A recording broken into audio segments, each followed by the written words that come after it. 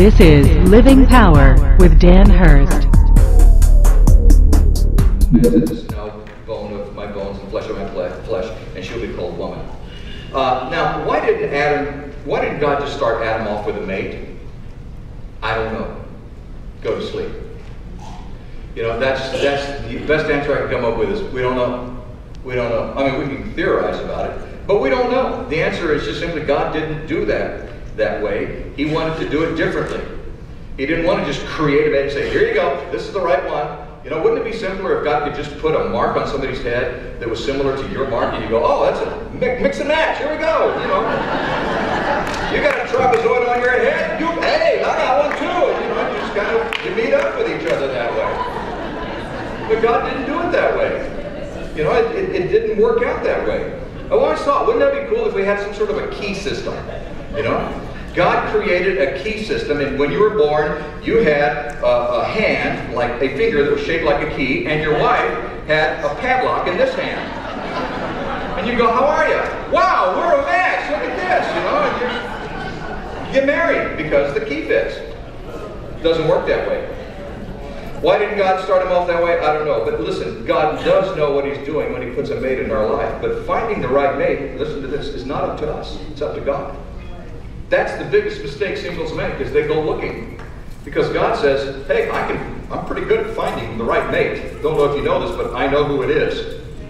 So let me bring the two of you together. Yeah, God, I need a mate now. Oh, you think this is going to make it better? You know, if we speed the process up, you think that's what's going to happen? You really want this? I'm still preparing your mate for you. I got a doozy prepared for you, and they're not ripe yet. So that's what God is up to. He is the one who can choose and bring the right mate into your life. But let me take it one step further. You should never, never, never, never marry for love. You should not marry for love.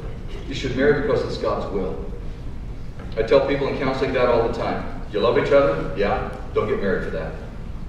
Huh? You don't get married for love. Let me tell you something. Every woman that I dated seriously, I fell in love with. And I dated a few women before Marcia. I will tell you this. When I started dating Marcia, I never dated another woman again. I just never did. Never had a desire to date another woman. And once I met Marcia and I fell in love with Marcia, there was a love there that was so much greater than any love that I had had for any other woman. And I loved other women. And I thought, wow, could this be the one? Because I do love her. There was one woman by the name of Angela that I dated my freshman year in college. And I can't tell you what an incredible sense of joy it was when I saw her several years later. We were at a convention. And she and her husband were there. And they were preparing to go to the mission field. In fact, they're missionaries in South America now. And to stand there and talk to Angela and get some things straightened out that had happened, you know, that I wanted to make sure were right between us. But to be able to say to Angela in front of her husband, Angela, I want you to know how much I love you and how excited I am for what God's doing in your life. It was just this very honest, innocent, simple way. This is somebody that I love, but I didn't love her as much as I love Marcia. And that there were other women in my lives that I love, still love to this day, love them as much as I ever loved, but I never loved them as much as I love Marcia.